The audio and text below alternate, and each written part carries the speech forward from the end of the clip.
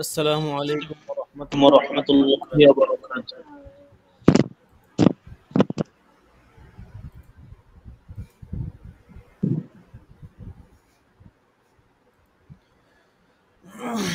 জি, আজকে ১১১ নাম্বার কায়দা থেকে হবে। আমাদের উস্তাদ জি উনার নানি শাশুড়ি মারা গেছে সম্ভবত আরকি। তো যার কারণে উনি আজকে দরসটা করাতে পারবেন না। রাস্তায় আছেন তো, যার কারণে সময় মতো পৌঁছাটা কঠিন হয়ে যাবে আরকি।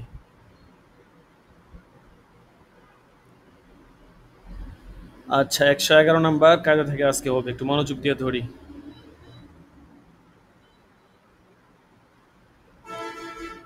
বিসমিল্লাহির রহমানির রহিম। আল হুদুদু তুদরাউ বিশ্ববুহাত, অর্থাৎ শরীয়তের যে হদ আছে এই হদগুলো সন্দেহের দ্বারা রহিত হয়ে যায়। অল্প সময়ের মধ্যেই ১ ঘন্টার মধ্যেই ক্লাসটা শেষ করে দিব, সকলে একটু মনোযোগ দিয়ে ধরি। শরীয়তের হদ যেগুলো আছে, বিভিন্ন হদ আমরা জানি, ঠিক আছে। তো এই হদগুলো দেখা গেছে রজম করা, ঠিক আছে, পাথর নিক্ষেপ করে হত্যা করা, এই ইত্যাদি বিভিন্ন হদ আছে। তো যেমন ধরেন উদাহরণস্বরূপ, কেউ যদি তার স্ত্রীর বা অতি করে এবং বলে যে আমি মনে করেছি যে সেটা আমার জন্য হালাল, তাহলে তাকে শাস্তি দেওয়া হবে না। আশ্চর্য অবস্থা! আপনারা কি নতুন ক্লাস করেন? ক্লাসে ঢুকে সবসময় মিউট করে রাখবেন, আনমিউট করে রাখে। অনেকে তো এমন, তাদেরকে আনমিউট করে দিলে, মিউট করে দিলে তারা নিজেরা আনমিউট করে। তারা ভাবে হয়তো আনমিউট করে রাখলে পড়াশোনা যাবে না। আপনার তো বিষয়টা বুঝতে হবে। যাই হোক, তো যেটা বলতেছিলাম যে বিভিন্ন হদ এগুলো সন্দেহের দ্বারা রহিত হয়ে যায়। তারপরে ১২ নম্বর কায়দা।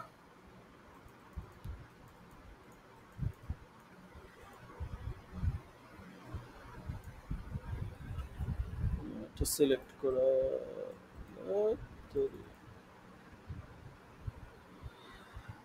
১১২ নম্বর কায়দা। আল হারবু খিদাআতুন, যুদ্ধ একটা কৌশলের নাম। খিদাআতুন এখানে আপনার কয়েক রকম পড়া যায়, খদাআতুন পড়া যায়, ঠিক আছে, আবার খিদাআতুনও পড়া যায়, আবার খুদাআতুনও পড়া যায়। তো কোনটার কি তর্জমা সেটা একটু দেখে নেই। যদি খদাআতুন পড়ি তাহলে অর্থ হবে যে যুদ্ধ এটা, খদা মানে কৌশল, মানে একটি মাত্র কৌশলেই যুদ্ধ হয়। অর্থাৎ যুদ্ধ শুধুমাত্র একটি কৌশলেই আহ, প্রয়োগ করা যাবে, অর্থাৎ একটি কৌশল অবলম্বন করে যুদ্ধে বিজয় নিশ্চিত করা যাবে, এরকম আর কি একটা অর্থ হবে। আর যদি খিদা আতুন পড়ি সেক্ষেত্রে অর্থ হবে যুদ্ধের অপর নাম হচ্ছে কৌশল। খদা আতুন পড়লে অর্থ হবে যে যুদ্ধ আহ, একটি মাত্র কৌশলের মাধ্যমেই বিজয় লাভ করা যায়, যুদ্ধে বিজয় লাভ করা যায় আর কি, ঠিক আছে।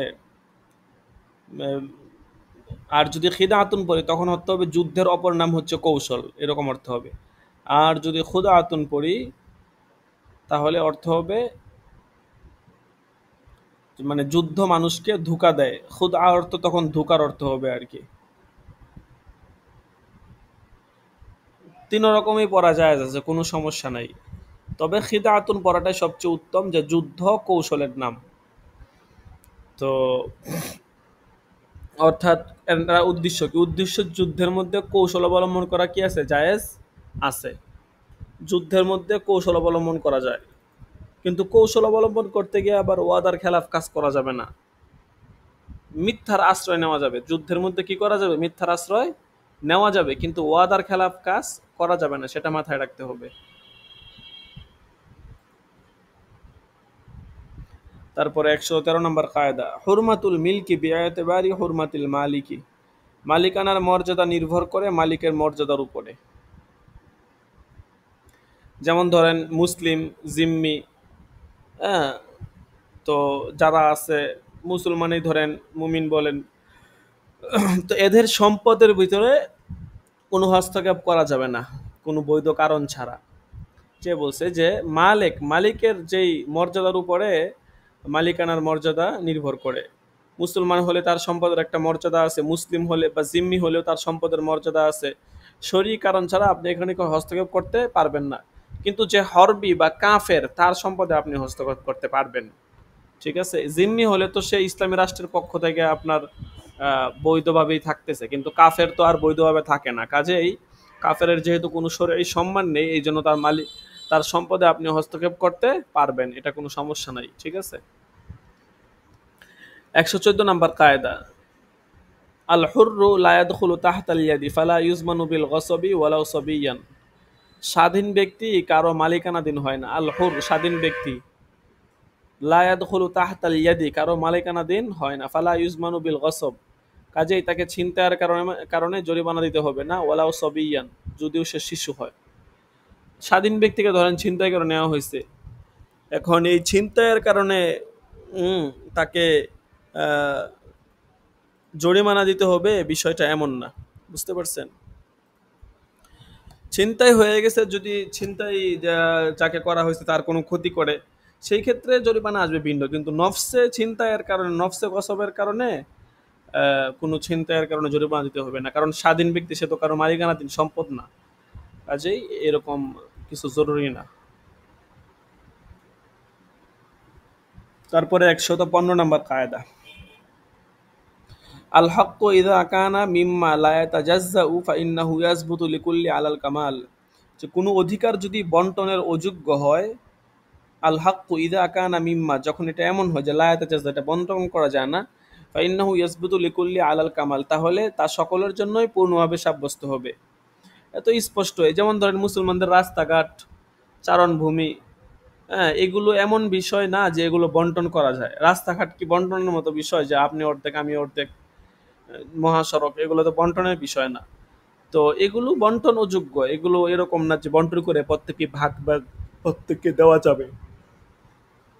তো এই জাতীয় হক যেগুলো আছে, এগুলোর ক্ষেত্রে সকলেই সমান অধিকার, মানে অর্থাৎ সকলেই সমান অধিকারের মালিক হবে। সকলের হকটা সমানভাবে কি হবে, সাবেত হবে। তারপরে দেখেন 116 নম্বর কায়দা,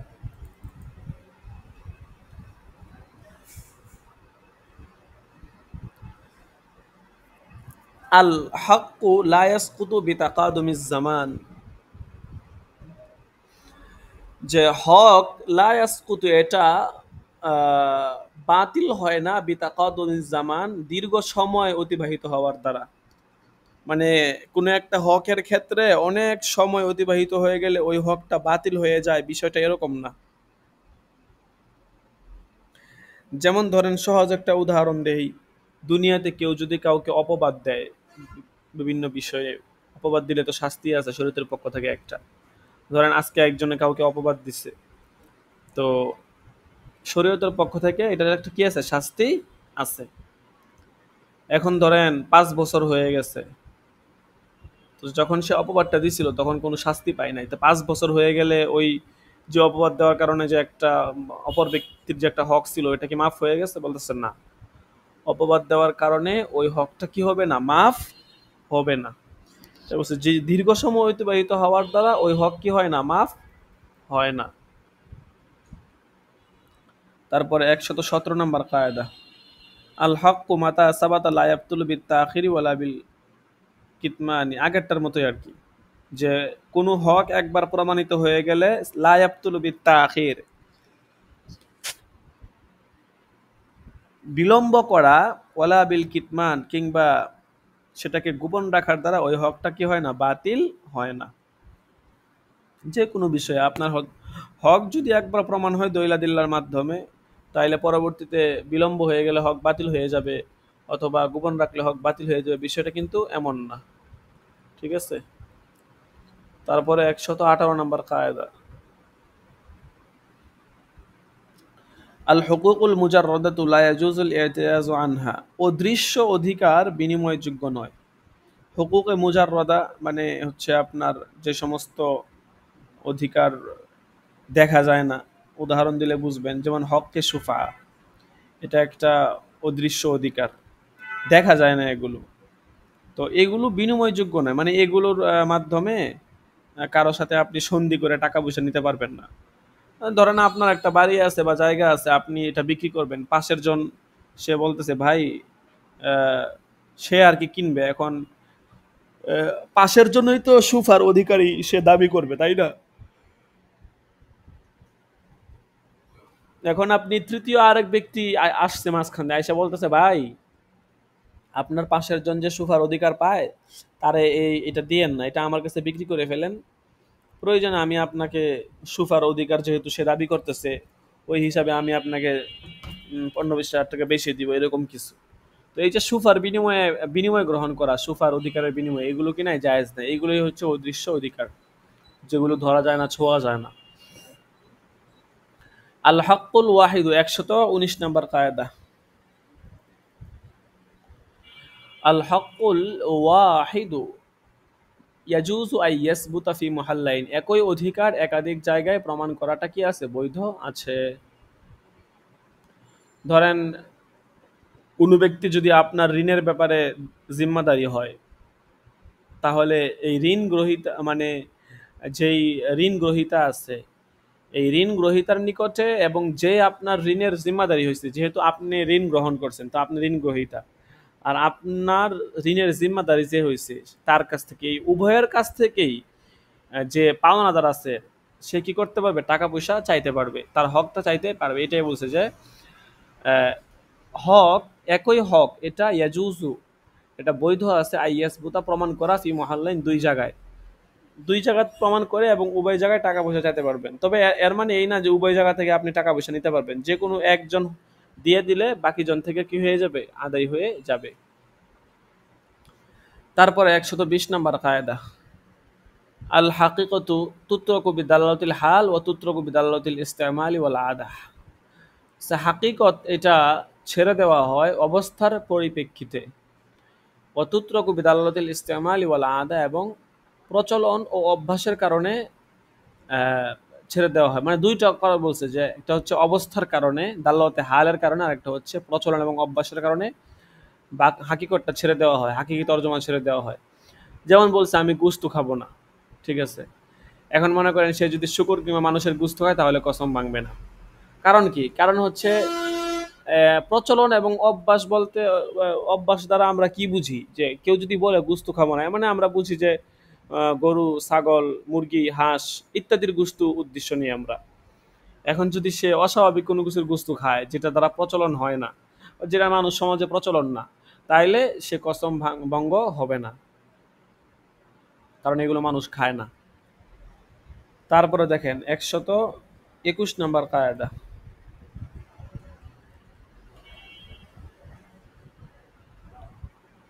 আল হাকিকতু তুত্রকু লিতাআজ্জুরিহা আকলান আও আদাতান ওয়া লিতাআসসুরিহা, যুক্তি কিংবা প্রচলনের দৃষ্টিকোণ থেকে অসম্ভব এবং কঠিন হওয়ার কারণে বাস্তবতা ছেড়ে দেওয়া হয়। হাকিকত যেটা আছে সেটা তুত্রকু ছেড়ে দেওয়া হয় লিতাআজ্জুরিহা, অসম্ভব এবং কঠিন হওয়ার কারণে, আকলান আকলের দিক থেকে আর কি, আও আদাতান অথবা আহ, অভ্যাসগত কোনো কারণে, আকলের দিক থেকে অথবা হচ্ছে আপনার কঠিন হওয়ার কারণে আর কি, প্রচলনের দৃষ্টিকোণ থেকে কঠিন হওয়ার কারণে অথবা আকলের দিক থেকে অসম্ভব হওয়ার কারণে বাস্তবতা ছেড়ে দেওয়া হয়। ধরেন কোনো ব্যক্তি যুক্তিগত বিষয়, যুক্তির দিক থেকে কেমন কঠিন, যেমন ধরেন তার বয়সের বড় কাউকে ছেলে বলে সম্বোধন করলো, তো এটা যুক্তিগতভাবে এটা অসম্ভব, তো এটাকে মহব্বতের বহিঃপ্রকাশ এই অর্থে দেওয়া হবে। অথবা কেউ কসম করলো যে সে এই পাত্র খাবে না, এখন এটা অভ্যাসগত ভাবে অসম্ভব, কারণ পাত্র তো আর খাওয়া যায় না, পাত্রের মধ্যে যা থাকে ওইটা উদ্দেশ্য ধরা হবে আর কি, ঠিক আছে। এবং কেউ কসম, এবং কঠিন গত কি হইতে পারে, যেমন ধরেন কেউ কসম করলো যে আমি এই খেজুর খাবো না, তো এটা হচ্ছে কঠিন একটা বিষয়, যে এখানে কঠিন হওয়ার কারণে বাস্তব অর্থটা এখানে ধরা হবে না। কাজেই সামাজিক যে অর্থটা মানুষ নর্মালি উদ্দেশ্য নেয়, যে খেজুর গাছ বলার দ্বারা খেজুর উদ্দেশ্য, সেই অর্থটা কি হওয়া উদ্দেশ্য নেওয়া হবে। আচ্ছা, তারপরে ১২২ নাম্বার কায়দা, হুকমুত তায়াম্মুমি মাআখুযুন মিন হুকমিল মাসহি আলাল খুফাইন। বলতেছে যে তায়াম্মুমের হুকুম এটা নেওয়া হয়েছে মুজার উপর মাসহ করার হুকুম থেকে। অর্থাৎ আহ, মুজার উপর মাসাহ করার যেই হুকুম, যে মাসলা, ঠিক আছে, তায়াম্মুমের হুকুমটাও সেম, মানে ওয়াক্ত আসার আগেই তায়াম্মুম কি হবে, জায়েজ হবে, যেহেতু ওয়াক্ত আসার আগেই মুজার উপর মাসাহ করা জায়েজ আছে। অর্থাৎ মুজার উপর মাসাহ যে সমস্ত বিধিবিধান আছে তায়াম্মুমের ক্ষেত্রেও কি সেম বিধিবিধান হবে। তারপরে দেখেন ১২৩ নাম্বার কায়দা, আল হাকামু কাল কাজী। হাকাম সে হচ্ছে কাজীর মতো।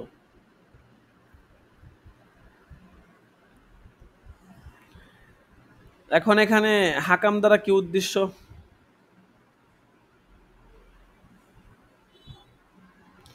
হাকাম দ্বারা উদ্দেশ্য হচ্ছে যে আপনার, মানে ধরেন দুই পক্ষ থাকে, বাদী বিবাদী, এই দুই পক্ষ যদি নিজেদের মধ্যে ফায়সালা করার জন্য কাউকে আহ, বিচারক নির্ধারণ করে আর কি, ঠিক আছে, তাহলে তাকে বলা হয় হাকাম, বিচারক আর কি, বিচারক সে কাজের মতো, এরকম অর্থ হবে আর কি। তাহলে তার সিদ্ধান্ত এটা কাজের সিদ্ধান্তের মতোই হবে। ধরেন আমি আর আপনি ঝগড়াঝাটি করছি বা কাজে লাগছি, কারণ আমরা দুইজন তৃতীয় আরেক ব্যক্তিকে আহ, হাকাম বা বিচারক বানাইছি, যে সে আমাদের মধ্যে ফয়সালা করে দিবে।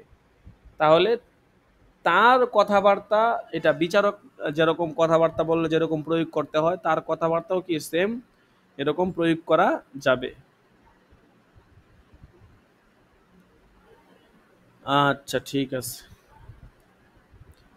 তারপরে দেখেন ১২৪ নম্বর কায়দা, হুকমুশ-শাইই কদ ইয়াদুরু মা খাসাইসিহি। কখনো কখনো বস্তুর হুকুম তার বৈশিষ্ট্যের সাথে আবর্তিত হয়। হুকমুশ-শাই, বস্তুর হুকুম, কদ ইয়াদুরু কখনো কখনো আবর্তিত হয়, মা খাসাইসিহি তার বৈশিষ্ট্যের সাথে। যেমন ধরেন কোরআন শরীফ দেখে দেখে তেলাওয়াত করা কি সওয়াবের কাজ, কিন্তু ইমাম আবু হানিফা এর মতে নামাজে তেলাওয়াত করলে নামাজ নষ্ট হয়ে যাবে। কারণ হচ্ছে নামাজের বিশেষত্বে কিছু নিষিদ্ধ কাজ আছে, সেটার মধ্যে একটা হচ্ছে কোরআন শরীফ দেখে তেলাওয়াত করা। তো কোরআন শরীফ দেখে পড়া এটা তো একটা বস্তুর বিশেষ গুণ, এবং এটার কারণে সব দেওয়া হয়।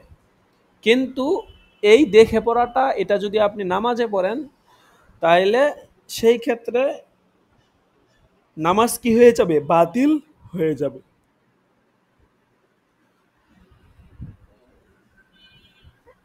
আল্লাহু আকবার।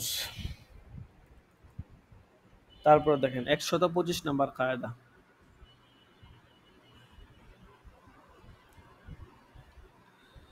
আল খাসু মুবাইয়িনুন ফালা ইয়ালহাকুহুল বায়ান। খাস এটা একটা স্পষ্ট বিষয়, সুতরাং এর সাথে কোনো ব্যাখ্যা সংযুক্ত করা যাবে না, ঠিক আছে। যেমন ধরেন ফাকরাউ মা তায়াসসারা মিনাল কুরআন, এরপরে হাদিসে আছে লা সালাতা ইল্লা বিফাতিহাতিল কিতাব।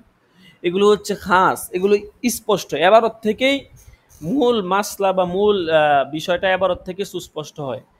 কাজেই এখানে আপনি নতুন কোনো বিষয় যুক্ত করে আপনি এখানে কোনো বয়ান যুক্ত করতে পারবেন না, এটা কি নাই, জায়েজ নাই। তারপরে দেখেন ১২৬ নম্বর কায়দা, খবরুল আহাদ ওয়ারদা আহাদি ওয়ারদা মুখালিফান লিনফসিল উসুল ইলাম ইউকবালু। যে খবরে ওয়াহিদ মূলনীতির বিপরীত হলে সেটা গ্রহণ করা হবে না। অর্থাৎ খবরে ওয়াহিদ যদি মূলনীতির বিপরীত হয় তাহলে কি করা হবে না, গ্রহণ করা হবে না। যেমন ধরেন একটা হাদিসে আছে, ইন্নান নবিয়্য সাল্লাল্লাহু আলাইহি সাল্লাম লা তাসিরুল ইবিলা ওয়াল গনাম। তো এইটা, এই হাদিসটা আর কি মুসলিম শরীফ, আবু দাউদ শরীফের হাদিস। এই হাদিসটা সূরা বাকারার একটা আয়াত আছে, ফাতাদু বিমিসলি মা আতাদা, এর খেলাফ, ঠিক আছে। তো এরপরে আরো আছে আপনার খিরাজ বিজ জিমান এটারও খেলাফ, এমনকি যুক্তিরও খেলাফ। কিভাবে? যে ক্ষতিপূরণের মানে নিয়ম হচ্ছে যে নষ্ট হওয়া বস্তুটি সাদৃশ্যপূর্ণ হলে হুবহু তেমন একটি বস্তু দ্বারা ক্ষতিপূরণ দিবে, আর যদি সাদৃশ্যপূর্ণ না হয় তাহলে মূল্য পরিশোধ করবে। ধরেন আপনি কারো একটা সাবান, 25 টাকা দামের সাবান নষ্ট করে ফেলছেন। এখন এটা তো সাদৃশ্যপূর্ণ জিনিস, তাই না? তো বাজার থেকে আরেকটা সাবান কিনে তাকে ক্ষতিপূরণ দিয়ে দিবেন, এটাই নিয়ম। কিন্তু এখানে যে হাদিস আছে, এই হাদিসের ভিতরে আপনার মানে এই ক্ষতিপূরণের এই বিষয়টা উল্লেখ নাই আর কি। মানে সেখানে এই যে জিনিসটাকে নষ্ট করা হয়েছে, ঠিক আছে, আহ, সেখানে আপনার এই এরকম এর জাতীয় জিনিস দ্বারা আপনার ক্ষতিপূরণ আদায় করা হয় নাই। যেমন বলছে লা তাসিরুল ইবিলা ওয়াল গনাম ফামান ইবতাআহা বাদা যালিকা ফাহুয়া বিখাইরিন নাজরাইন বাদা আই ইয়াহলিবাহা ইন রাদিয়াহা আমসিকাহা ওয়া ইন সাখাতাহা রাদ্দাহা ওয়া সাআন মিন তামার। কেউ যদি মনে করেন যে ইবিল গনাম ক্রয় করার পরে সে এটার দুধ দয়ে ফেলে অথবা মানে একটু ক্ষতি হয়ে যায় আর কি, সেই ক্ষেত্রে হাদিসে বলা হচ্ছে যে সে যদি খুশি থাকে তাহলে সেটা নিজের কাছে রেখে দিবে। আর মালিক যদি অসন্তুষ্ট থাকে তাহলে মালিকের কাছে ফিরিয়ে দিবে। এবং মালিককে, যেহেতু সে এই গরু বা ছাগল এটা দুধ দহন করছে বা একটু ব্যবহার করছে, এই জন্য সে কি করবে, 100 খেজুর দিয়ে দিবে। তো হাদিসে এইটা বলা হচ্ছে, অথচ এইটা তো নিয়ম না, এবং এটা হচ্ছে খবরে ওয়াহেদ। বুঝতে পারছেন? তো কাজেই এই হাদিসটা, এটাকে গ্রহণ করা হবে না কুরআন এবং আহ, প্রসিদ্ধ যে হাদিস আছে এগুলোর মোকাবেলায়। তারপরে দেখেন 127 নম্বর কায়দা, খবরুল ওয়াহিদি হুজ্জাতুন লিল আমালি বিহি ফি বাবিদ দ্বীন। দ্বীনের ক্ষেত্রে খবরে ওয়াহিদ এটা আমলের জন্য দলিল হবে আর কি, দ্বীনের ক্ষেত্রে খবরে ওয়াহিদকে মানতে হবে।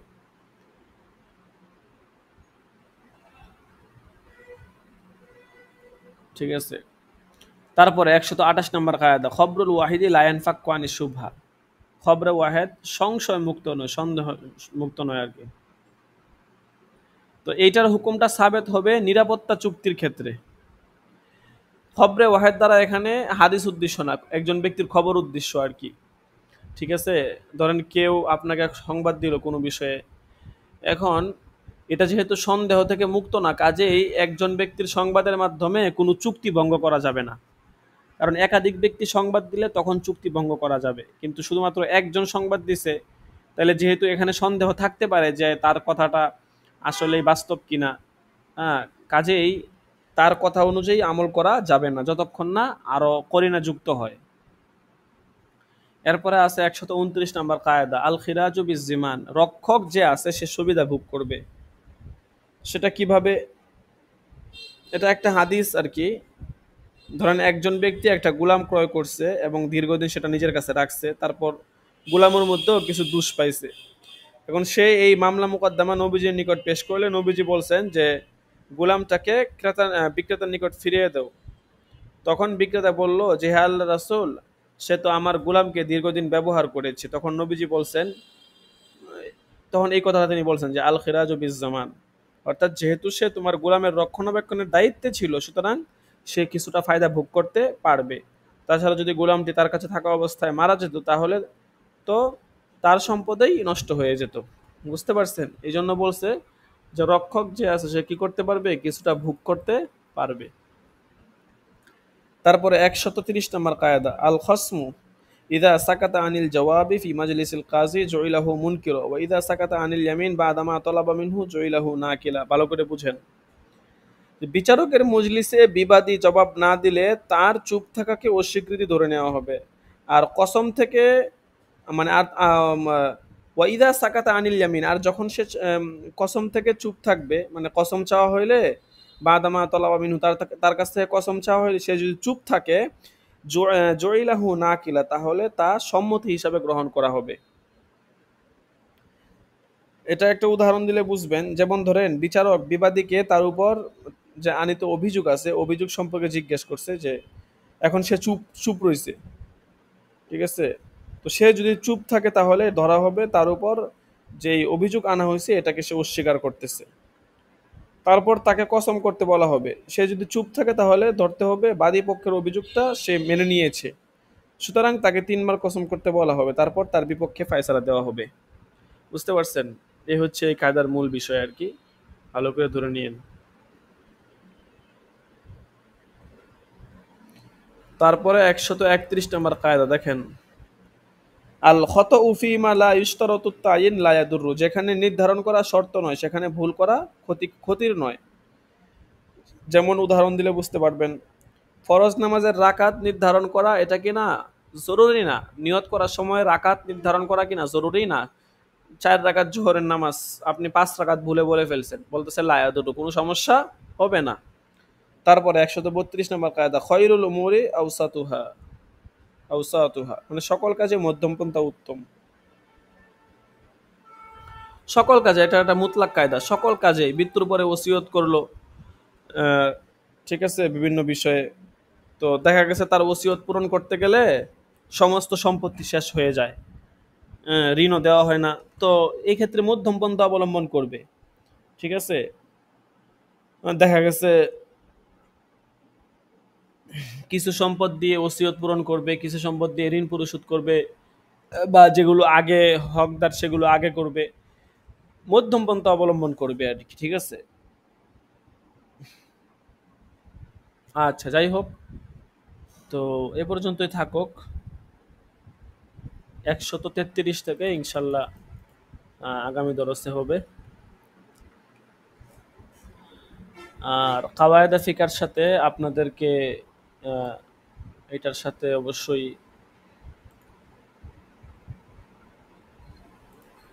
আর তাআরুফ আলাল কুতুব একটা কিতাব আছে, ওইটা পড়ানো হবে। তারপরে কিছু হিফজুন নুসুস আছে, এগুলো ইনশাল্লাহ পড়ানো হবে।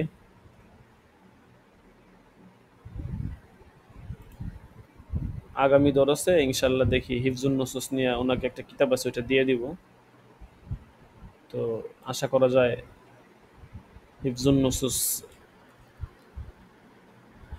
বিষয়ে আপনারা একটু ভালো করে পড়াশোনা করবেন।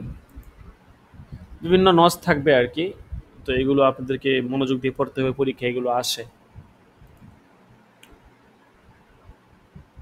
আজকে ক্লাসে উপস্থিতির সংখ্যা একদম কম দেখা যেতেছে, বিষয়টা বুঝতেছি না।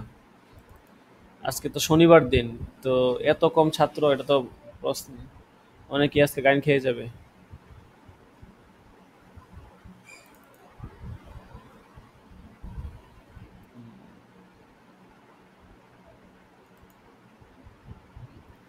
এত কম তো উপস্থিত থাকার কথা না।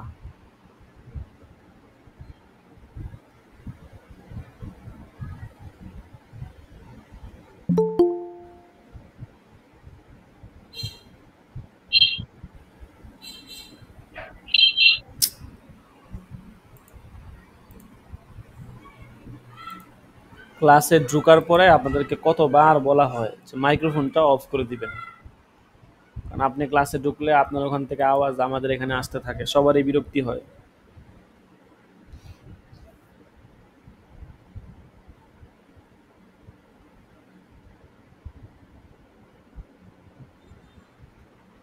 এখান থেকে হবে আর কি আজকে, ইন্নামা শুরিতুল ফিল ইবাদাতি বিল ইজমা, নিয়তকে আপনার কেন শর্ত করা হয়েছে ইবাদতের ক্ষেত্রে, এখান থেকে আজকের আলোচনা হবে। দেখেন, আজকে একটু তাড়াতাড়ি ক্লাস শেষ করে দিব। যারা এখনো ক্লাসে আসে নাই সকলকে বলেন দ্রুত দ্রুত চলে আসার জন্য, আর নাহলে গাইন পড়ে যাবে।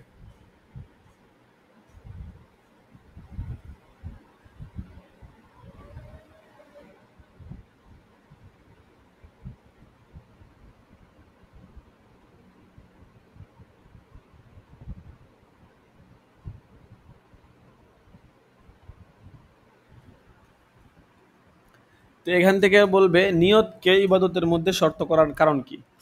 ইন্নামা শুরিতাত নিয়াতু ফিল ইবাদাতি বিল ইজমাই আও বিআয়াতিন ওয়ামা উমিরু ইল্লা লিয়াবুদুল্লাহ মুখলিসিনা লাহুদ্দিনা হুনাফা ওয়া ইউকিমুস সালাহ। আচ্ছা, বলতেছে নিয়তের ইবাদতের মধ্যে নিয়ত শর্ত করা হয়েছে বিল ইজমাই, হয়তো ইজমার মাধ্যমে, আও বি আয়াতি, অথবা ওমা উমিরু ইল্লা লিয়াবুদুল্লাহ মুখলিসিনা লাহুদ্দিন হুনাফা ওয়া ইউকিমুস সালাহ, মানে এই আয়াতের মাধ্যমে।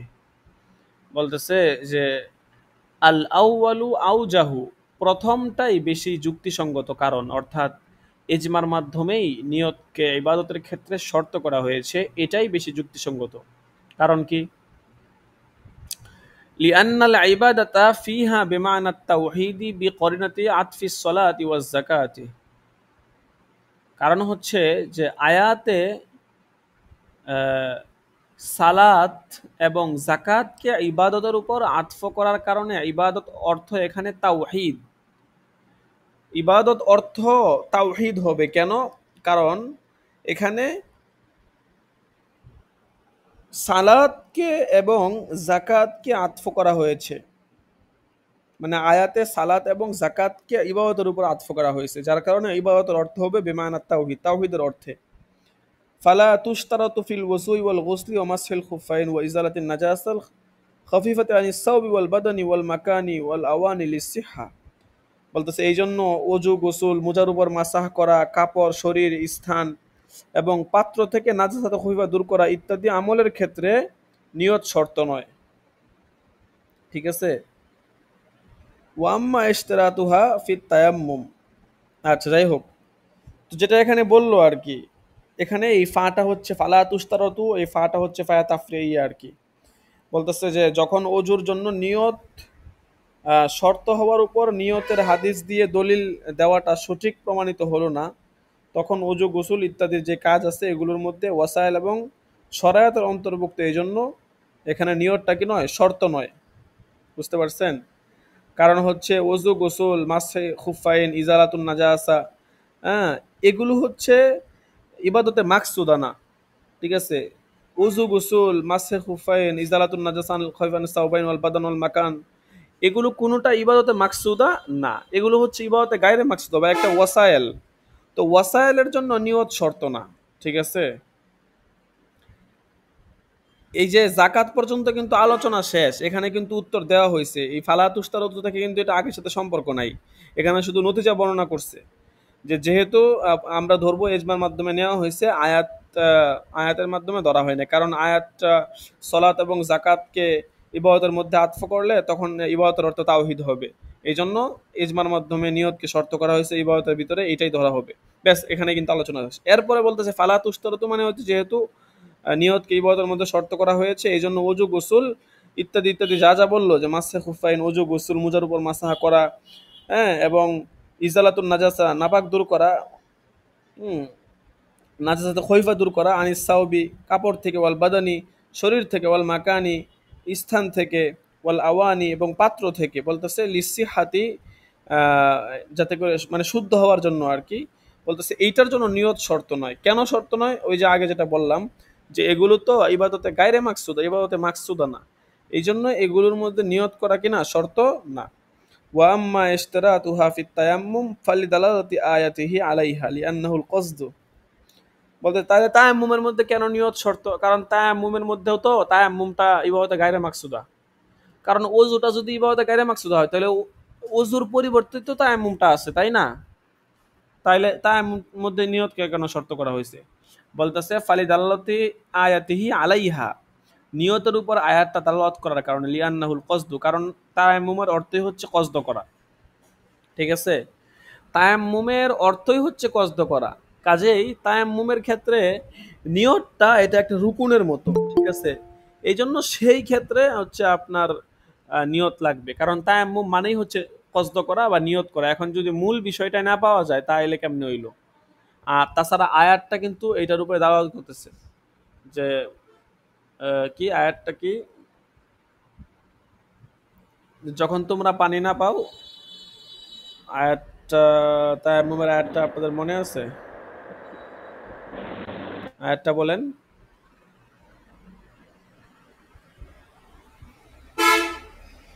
বলেন, কারো মনে না আয়াতটা? ফাতায়াম্মামু সাঈদান, ফাতায়াম্মামু সাঈদান তাইয়্যিবা। তখন তোমরা পবিত্র জি জি। মাটির কি করো, ইচ্ছা করো। তো এই যে ফাতায়াম্মামু সাইদান তাইয়িবা, এই তায়াম্মামু মানে হচ্ছে তোমরা ইচ্ছা করো, নিয়ত করো। এখন এখানে আয়াতেই দালালত করতেছে নিয়ত করার কথা, আয়াতেই বলতেছে এখানে ওই নিয়ত এজমার মাধ্যমে শর্ত করা হয়েছে এই কারণে না, বরং আয়াতটা দালালত করার কারণে। জি, আশা করি বুঝতে পারছেন। না বুঝলে কোথাও সমস্যা হলে বলবেন, আমি স্পষ্ট করে বুঝাই দিব। ওয়াম্মা গসলুল মাইয়িতি ফাকালু লা তুশতারাতু লিসিহহাতিস সালাতি আলাইহি ওয়া তাহসিলি তাহারাতিহি ওয়া ইন্নামা হিয়া শারতুন লিইসকাতিল ফরজি মিন জিম্মাতিল মুকাল্লাফিন।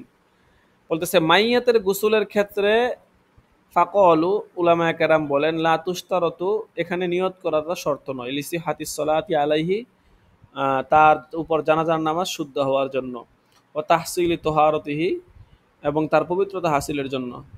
বলতেছে তাইলে কেন শর্ত নিয়তটা, ইন্নামা হিয়া শর্তুন লিইসকাতিল ফরজি মিন জিম্মাতিল মুকাল্লাফিন, মুকাল্লাফ বান্দা যারা আছে এদের জিম্মা থেকে ফরজ সাকিত হওয়ার জন্য নিয়ত শর্ত।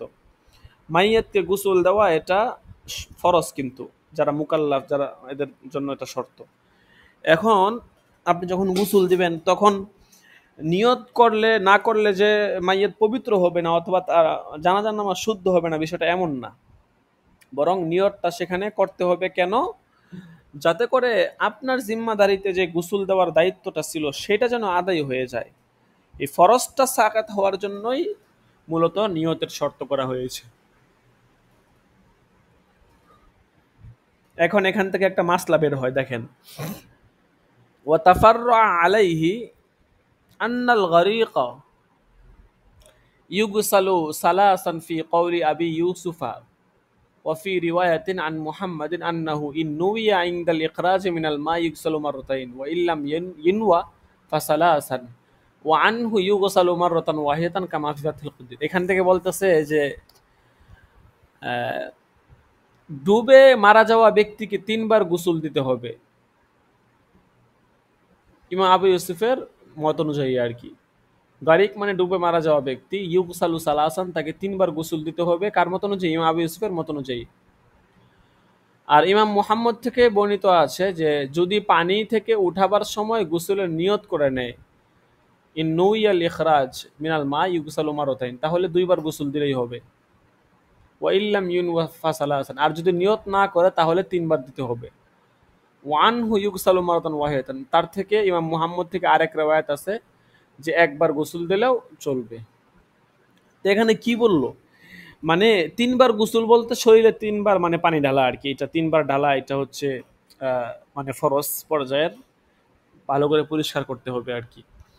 এখন বলতেছে যে তিনবারের কথাটা বলছে, তিনবার দেওয়াটা উত্তমের কথা বলছে আর কি, তিনবার দেওয়া তো উত্তম, তো একবার দিলেই তো আদায় হয়ে যায়। তো এখন বলতেছে যে যদি পানি থেকে উঠানোর সময় গোসলের নিয়ত না করে তাইলে তিনবারই দিবে, এটা ইমাম আবু ইউসুফ বলছে আর কি।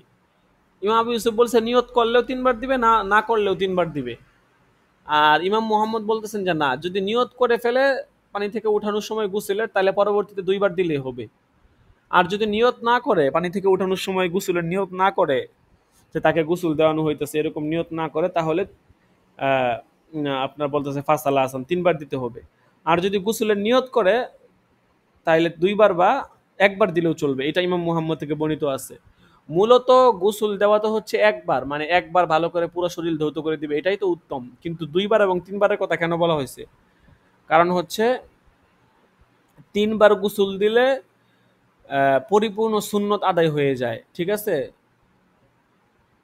একবার দেওয়া তো আবশ্যক, অবশ্যই দিতে হবে, কিন্তু দুইবার দেওয়া, তারপরে তিনবার দেওয়া, দুইবার দিলে এটা ভালো, তিনবার দিলে আরো ভালো, যেন পরিপূর্ণ সুন্নতগুলো সবকিছু আদায় হয়ে যায়, এই জন্য দুইবার তিনবারের কথা বলা হয়েছে, কিন্তু একবার তো অবশ্যই দিতে হবে। বুঝতে পারছেন?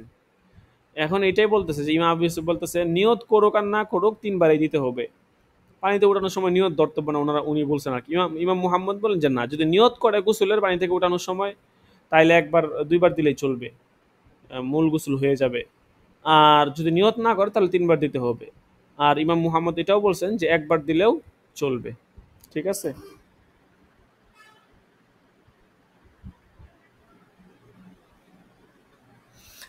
তারপরে দেখেন, ওয়া আম্মা ফিল ইবাদাতি কুল্লিহা ফাহিয়া শর্তু সিহহাতিহা ইল্লাল ইসলামা। বলতেছে অন্যান্য সকল ইবাদতের জন্য মানে নিয়তটা, মানে ইবাদত শুদ্ধ হওয়ার জন্য নিয়ত শর্ত। ইবাদতে মাকসুদা উদ্দেশ্য এখানে, ঠিক আছে, ইবাদতে গায়রে মাকসুদা না। ইল্লাল ইসলামা, তবে ইসলাম গ্রহণের জন্য নিয়ত শর্ত নয়। ফাইন্নাহু ইয়াসুহু বিদুনিহা বিদলিল কওলিহিম, যে ইসলাম গ্রহণের জন্য মানে নিয়ত ছাড়াও, ইসলাম গ্রহণের নিয়ত ছাড়াও ইসলাম গ্রহণ হয়ে যায়। ফুকাহায়ে কেরামের দলিল হচ্ছে ইন্না ইসলাম আল মুকরহি সহিহুন, মুকরাহ বা বাধ্য ব্যক্তি তার ইসলাম গ্রহণ শুদ্ধ আছে। ওয়ালা ইয়াকুনু মুসলিমান বিমুজারাদি নিয়তুল ইসলাম, কোনো ব্যক্তি ইসলাম গ্রহণের নিয়ত করলেই মুসলমান হয়ে যায় না। বেখেলাফিল কুফরি, কুফুরের বিপরীত, কামা আসানুবাইয়িনুহু ফি বাহসিত তুরুক, যেমনটা আমরা তুরুকের অধ্যায়ে আলোচনা করব। এখানে বলতেছে যে আপনি ধরেন ইসলাম গ্রহণের নিয়ত করছেন, তাইলে কি আপনি মুসলমান হয়ে যাবেন? বলতেছে যে না, ইসলাম গ্রহণের জন্য ইসলাম গ্রহণের যে নিয়ম আছে, কালিমা পড়া, স্বীকারোক্তি দেওয়া, এইটা করতে হবে। মুখে তো কালিমা তৈরি পাঠ করতে হবে, এগুলো করতে হবে। শুধু নিয়ত করছেন যে মুসলমান হবো, বা কাফের নিয়ত করছে মুসলমান হইব, তাহলে কি মুসলমান হয়ে যাবে? বলতেছে জি না, তাহলে মুসলমান হবে না। এমনকি বাধ্য, যে কোনো ব্যক্তিকে বাধ্য করে যদি মুসলমান বানানো হয়, বলতেছে সেও মুসলমান হয়ে যাবে, কিন্তু হয়তো মুমিন হবে না। মুমিন আর মুসলমানের মধ্যে কি আছে? পার্থক্য আছে। মুমিন হচ্ছে অন্তরে বিশ্বাস করা লাগবে। তো হয়তো সে মুসলমান হয়ে যাবে, কিন্তু সে মুমিন হতে পারবে না। আর শুধুমাত্র নিয়ত দ্বারা মুসলমানও, মানে ওই যে যেটা বললাম আর কি, যে শুধুমাত্র নিয়ত করার দ্বারা মুসলমান হওয়া যাবে না। কিন্তু কুফুর এর ব্যতিক্রম। কুফুরের ব্যতিক্রম বলতে, কুফুরের আলোচনাটা পরবর্তীতে আসবে, যে সেখানে বলবে যে এখানে যে আপনার ওই যে বলছে না, যেমন একটা হাদিসে আছে এরকম, যে মান কাফারা বিল্লাহি মিন বাদি ঈমানিহি ইল্লা মান উকরিহা ওয়া কলবুহু মুতমাইন্নুম বিল ঈমান, যে যে ব্যক্তি কুফুরি করবে তার ঈমান আনয়নের পর, অথবা যাকে বাধ্য করা হয় কুফুরির জন্য এবং তার অন্তর ঈমানের ব্যাপারে স্বস্তি রয়েছে আর কি। যেমন ধরেন কোনো মুসলমানকে বেদাতি, মুশরিক বা কাফের যদি একা পেয়ে তাকে হত্যার হুমকি দেয়, ঠিক আছে, তো সে যদি বাধ্য হয়ে স্বীকারও করে নেয় যে ঠিক আছে আমি কুফরি করলাম, বলতেছে তারপরেও কি হবে না? সে কাফের হবে না। কারণ হচ্ছে যে দেখা গেছে কুফুর এটা হচ্ছে অন্তরের সাথে সম্পৃক্ত, নিয়তের সাথে সম্পৃক্ত, এটা বিষয় না। ঠিক আছে, নিয়ত করার দ্বারা মানে কাফের হয়ে যাবে বিষয়টা এরকম না। তো এটাই বলছে, এটা তুরুকের অধ্যায়ে বিস্তারিত আলোচনা আসবে, ওখান থেকে আরো বিস্তারিত জানতে পারবেন। এই যে সামনে তো বলতেছে যে ওয়া আম্মাল কুফরু ফাইশতারাতু লাহু নিয়তু, যে কুফুরের জন্য নিয়ত শর্ত, লিকাউলিহিম, তাদের এই কওলের কারণে, যে ইন্না কুফরাল মুকরিহি গায়রু সহিহিন, বাধ্য ব্যক্তির কুফরি সহি নয়। তো কুফুরের জন্য নিয়ত করা লাগবে, ঠিক আছে, কিন্তু মুসলমান হওয়ার জন্য কি নিয়ত করা লাগবে? না। মুসলমান হওয়ার জন্য নিয়ত করলেও মুসলমান হবেন না, ঠিক আছে, শুধুমাত্র নিয়ত করে রাখছেন যে মুসলমান হয়ে যাবেন, তাহলে কি আপনি মুসলমান হবেন? হবেন না। কিন্তু কুফুরের জন্য নিয়ত করছেন, বলতেছে কুফুরের জন্য নিয়ত করলেও সে কাফের হবে না, কিন্তু অন্তরে তার মানে তার দ্বারা যদি মানে আপনার কোনো কুফুরির কথাবার্তা প্রকাশ পায়, কাজে প্রকাশ পায়, তাইলে একমাত্র সে কি হবে? কাফের হবে। কিন্তু অন্তরে তার কুফুরির নিয়ত নাই, অন্তরে কি নাই? কুফুরির নিয়ত নাই, তাইলে সে কাফের হবে না। বুঝতে পারছেন? মুসলমানের বিপরীত, যে অন্তরে মুসলমান হওয়ার নিয়ত আছে, তাইলে মুসলমান হবে? হবে না। বুঝতে পারছেন? তো এই জন্যই বলছে যে কুফুরের ক্ষেত্রে যে ফাইশতারাতুল্লাহু নিয়ত, সেই ক্ষেত্রে তার নিয়ত করা লাগবে। মুসলমান হওয়ার জন্য তো নিয়ত করলে মুসলমান হবে না, কিন্তু কুফুর হওয়ার জন্য কি করা লাগবে? নিয়ত করা লাগবে কাফের হওয়ার জন্য। বাধ্য করে আপনাকে কাফের কাফের শব্দ উচ্চারণ করেছে, তাহলে কি আপনি কাফের হয়ে যাবেন? বলতেছে যে না। ওয়া আম্মা কওলুহুম ইযা তাকাল্লামা বিকালিমাতিল কুফরি হাযিলান ইউকাফফারু, যে যখন কেউ কুফুরির কালিমা ঠাট্টা করে উচ্চারণ করে, তাহলে তারা বলছেন কাফের হয়ে যাবে। এটা কেন বলছেন? তো যদি নিয়ত করা না লাগে তাহলে তো আমরা দেখি যে কেউ যদি ঠাট্টা মস্কারি করে কুফুরের কালিমা বলে তাহলে সে কাফের হয়ে যায়। তাহলে তো এখন এখানে তো সে নিয়ত করে না, তো নিয়ত না করে সে কেমনে কাফের হয়ে গেল? বলতেছে ইন্নামা হুয়া বিআতিবারি আন্না আইনাহু কুফরুন, এটা তো এই কারণে যে এই কাজটাই কুফুরি, ঠাট্টা মস্কারি করে কোনো কুফুরি শব্দ বলা এই কাজটাই হচ্ছে কুফুরি। বুঝতে পারছেন? কাজেই এখানে নিয়তটা শর্ত না। আমরা যতক্ষণ বললাম যে কুফুরি পাওয়ার জন্য নিয়ত লাগবে, তো এখন বলতেছে যে তাইলে যে উলামায়ে কেরাম বলে যে ঠাট্টা মস্কারি করে কিছু বললে কাফের হয়ে যাবে, তাহলে এখানে তো নিয়ত ছাড়াই সে ঠাট্টা মস্কারি করে কিছু বলছে, তো কাফের কেমনে হয়ে গেল? আপনারা যতক্ষণ বলছেন নিয়ত লাগবে, এটা কিভাবে হইলো? বলতেছে যে এই কাজটা এই আইনটাই হচ্ছে কুফুরি, মানে এখানে ঠাট্টা মস্কারি করে কোনো কিছু বলা এটাই হচ্ছে কুফুরি, এখানে নিয়তের প্রয়োজন নাই, ওই যে তায়াম্মুমের মতো আর কি। কামা ফি কামা উলিমা ফিল উসুলি মিন বাহসিল হাজলি, বলতেছে এটা উসুলের কিতাবে হাজল সংক্রান্ত অধ্যায়ে এটার বিস্তারিত আলোচনা রয়েছে। ফালা তাসিহু সলাতুন মুতলাকান ওয়ালাউ সলাতা জানাজাতিন ইল্লা বিহা ফরজান আও ওয়াজিবান আও সুন্নাতান আও নফলান।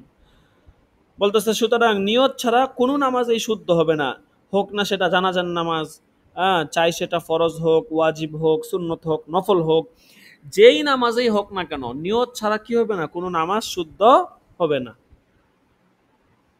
বুঝতে পারছেন? দেখেন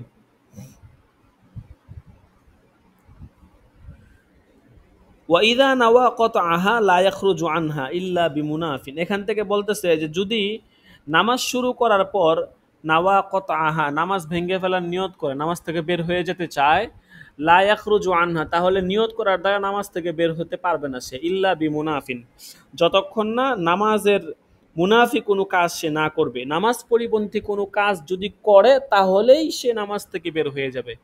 শুধুমাত্র নিয়ত করছে বা তাইলে এতে কি হবে না, শুধুমাত্র নিয়ত করার দ্বারা কি হবে না, নামাজ থেকে বের হওয়ার নিয়ত করার দ্বারা নামাজ থেকে বের হবে না, বরং নামাজ থেকে বের হওয়ার জন্য কি করা লাগবে, নামাজের মুনাফি কাজ করা লাগবে। এরপর বলতেছে ওয়ালাউ নাওয়াল ইন্তিকাল আনহা ইলা গায়রিহা ফাইন কানাতিস সানিয়াতু গায়রাল উলা ওয়া শারআ বিত তাকবীর সারা মুনতাকিলান ওয়া ইল্লা ফালা। বলতেছে যদি এক নামাজ থেকে আরেক নামাজে স্থানান্তরিত হওয়ার নিয়ত করে, লাউ নাওয়াল ইন্তেকালা আনহা ইলা গায়রিহা, আনহা মানে হচ্ছে এক নামাজ থেকে, আন সলাতিন আখার ওয়াহিদিন, এক নামাজ থেকে যদি আরেক নামাজে যাওয়ার নিয়ত করে, ধরেন ফজরের জোহরের সুন্নত পড়তেছে, এখন আসর পড়তে চাইতেছে, এক নামাজ থেকে আরেক নামাজে যাওয়ার নিয়ত করে, ফাইন কানাতিস সানিয়াতু গায়রাল উলা, যদি দ্বিতীয় নামাজটি প্রথম নামাজের ভিন্ন হয়, ধরেন আপনি পড়তেছেন জোহরের নামাজ, আর আপনি এখন আসরের নামাজ জোহর থেকে বাদ দিয়ে আসরে যেতে চেতেছেন, তাইলে আসরটা কি হইলো, প্রথমটার ভিন্ন হইল না? বলতেছে যদি ভিন্ন হয় এই ক্ষেত্রে সারো আবিদ তাকবীর, যদি তাকবীরের মাধ্যমে শুরু করে তাহলে সে দ্বিতীয় নামাজ শুরু করছে বলে গণ্য হবে। ধরেন জোহরের নামাজে আপনি আছেন, জোহরের নামাজ পড়তেছেন, ঠিক আছে, এখন এক রাকাত পড়ছেন, আপনি ভাবতেছেন যে না আমি আসরের নামাজ শুরু করে দিই, আসর পড়ব। তো এরকম যদি হয় পরিস্থিতিটা, তাহলে দ্বিতীয় নামাজ যেমন আসরের নামাজটা এটা প্রথম নামাজ থেকে ভিন্ন হয়েছে, এই ক্ষেত্রে যদি তাকবীর বলে শুরু করেন তাহলে আপনি আসরের নামাজেই শুরু করছেন বলে গণ্য করা হবে। বুঝতে পারছেন? আর যদি ভিন্ন না হয়, ঠিক আছে, অর্থাৎ দেখা গেছে আপনার জোহরের নামাজে পড়তেছেন, আবার নতুন করে জোহর শুরু করতে চাইতেছেন, এরকম যদি হয় তাহলে আপনি নামাজে স্থানান্তরিত হয়েছেন বলে গণ্য করা হবে না। অর্থাৎ তাকবীরে তাহরিমা যতক্ষণ না বলবে ততক্ষণ পর্যন্ত তার নামাজ ধরা হবে না, নামাজ শুরু হয়েছে বলে আপনি শুধু নিয়ত করছেন যে আমি আসর পড়ব, কিন্তু তাকবীরে তাহরিমা বলেন নাই, বলতেছে তাইলে আপনি নামাজ থেকে আসরের নামাজে গেছেন এটা ধরা হবে না, বরং সারো আবিদ তাকবীর এটা শর্ত, এটা মাথায় রাখবেন, তাকবীরের সাথে শুরু করা লাগবে, তাকবীরে তাহারিমা বলেই আপনাকে নামাজে শুরু করা লাগবে, তাইলে আপনি আসরের নামাজে যাইতে পারবেন। বুঝতে পারছেন?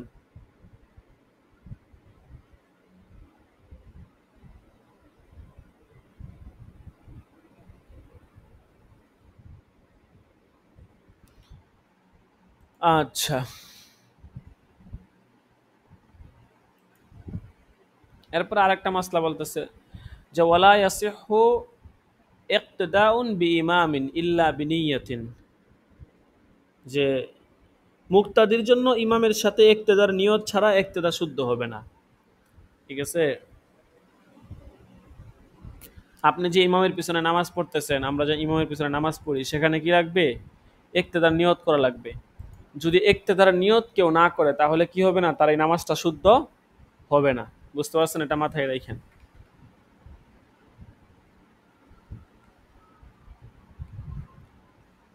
ইক্তেদার কি করা লাগবে? নিয়ত করা লাগবে। ইমামের পিছনে যে আমরা নামাজ পড়ি, আমরা যদি ইক্তেদার নিয়ত না করি তাহলে কিন্তু আমাদের এই নামাজটা শুদ্ধ হবে না। বুঝতে পারছেন? এটাই বলছি।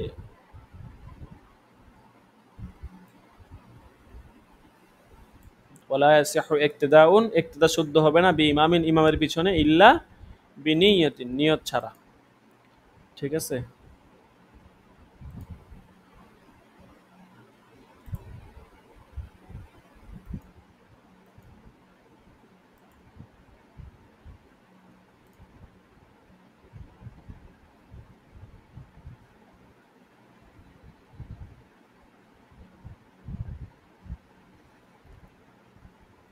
আচ্ছা, ঠিক আছে, তো এ পর্যন্তই থাকুক আজকে।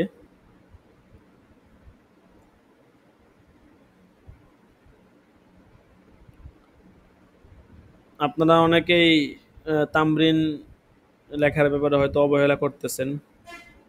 অবহেলা না করে একটু গুরুত্ব দিয়ে তামরিনগুলো লেখা শুরু করে দেন।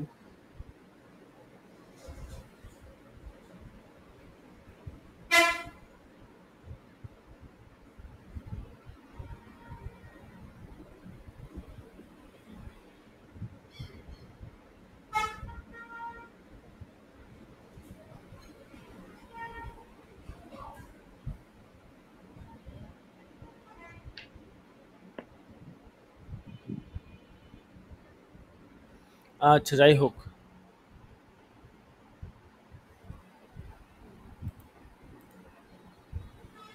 হাজিরা রাখা হবে, আমরা হাজিরা দিয়ে দিই।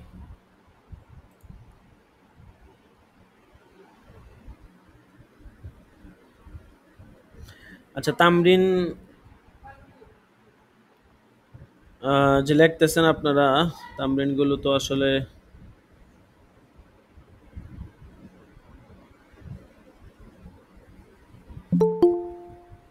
উম,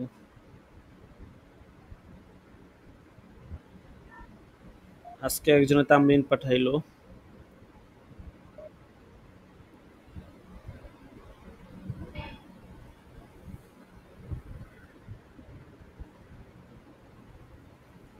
দাখেলা 15, 7 নম্বর তামরিন। হ্যাঁ, মোটামুটি চলে। মোটামুটি চলে। ঠিক আছে, নাম্বারিং করে লিখবেন। তামরিনটা মোটামুটি আগেরটার চেয়ে সুন্দর হয়েছে আর কি।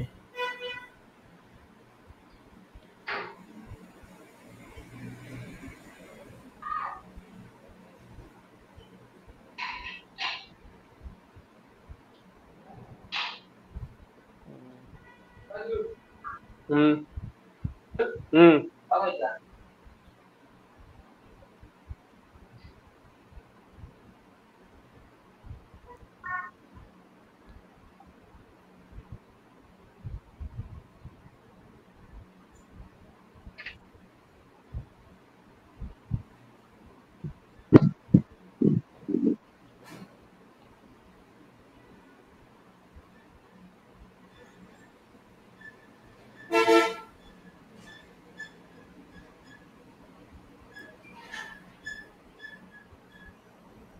আচ্ছা, তারপরে আরেকজন লিখছেন,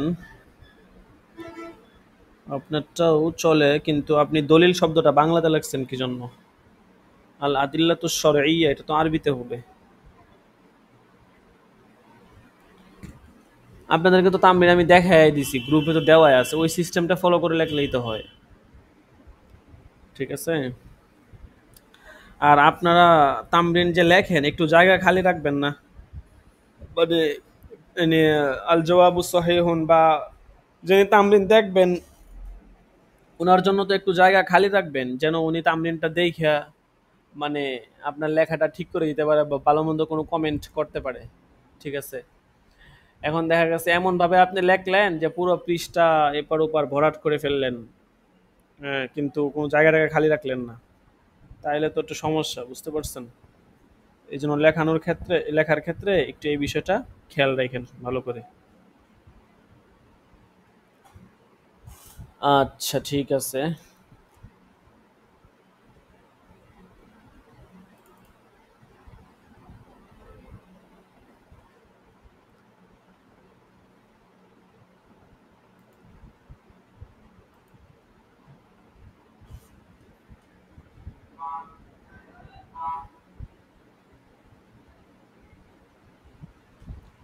আচ্ছা আমরা হাজিরা দেই। 27 নম্বর দরস, আবু নাইম সরওয়ার হোসেন ইসুল করণে ওয়াজ করুনি নাই। আমানুল্লাহ আছে 8 নম্বর দাখেলা। মুস্তাহিদ আল আদনান 10 নম্বর দাখেলা। لبيك لبيك 11 নম্বর খুরশেদ আলম। لبيك 13 নম্বর আবু ইউসুফ। আবু ইউসুফ 13 নম্বর। لبيك أستاذ ياسر. 14 নম্বর শাহাদাত হুসেন নাই, নামটা কেটে দেই, থাকবো না।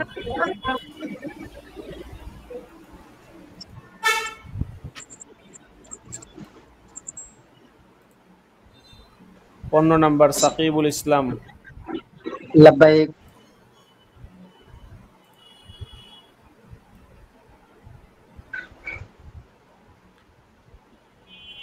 17 নম্বর শাহাদাত হুসাইন।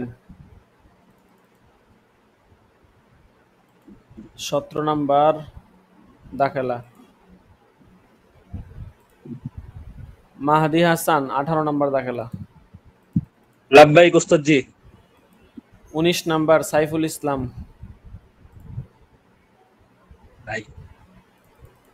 19 নম্বর দাখেলা নাই। 20 নম্বর রাফিউল ইসলাম রাফি।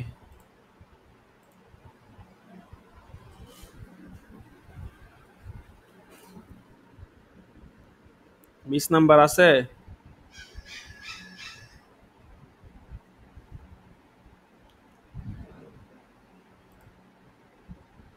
21 নম্বর আব্দুর রহমান সিরাজি।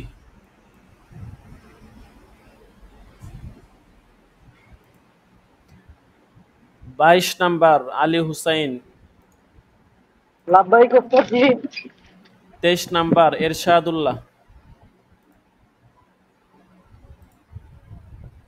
এরশাদুল্লাহ আছে। 24 নম্বর মাসুম বিল্লাহ। মাসুম বিল্লাহ নাই। 25 নম্বর আবু বকর সিদ্দিক। لبيك 29 নম্বর আল আমিন।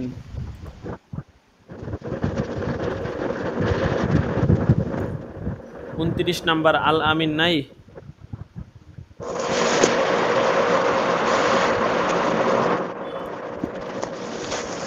30 নম্বর ওয়াইসুল করনি। 32 নম্বর তাসনিম মাহমুদ।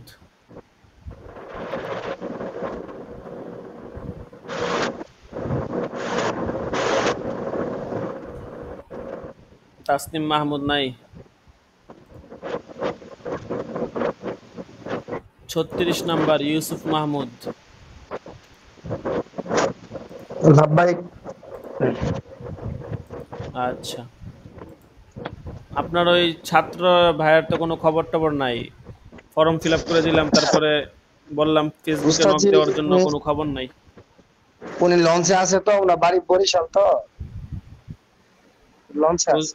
হ্যাঁ বুঝলাম না কি হয়েছে। ওনার বাসা বরিশাল তো ভোলাতে, উনি লঞ্চে আছে। ও লঞ্চে তো আছে। আগামীকাল জি জি উস্তাদ জি। তা আমাকে কিছু বলবে না? এটা তো আবার কেমন অভ্যাস বুঝি না। এটা কি মানুষ বাচ্চা কাচ্চা নাকি? মানে একটু আপনি যে অ্যাবনর্মাল তো। পরিস্থিতিতেই থাকেন, আপনি লঞ্চে থাকেন, আপনি মেসেজ সিন করলে আপনি রিপ্লাই দিবেন, এটা হচ্ছে ভদ্রতা, স্মার্টনেস। মেসেজ সিন না করে, সিন করে তারপরে কিছু রিপ্লাই না দেওয়া, এটা তো হচ্ছে একটা বাচ্চা পোলাপানি আচরণ।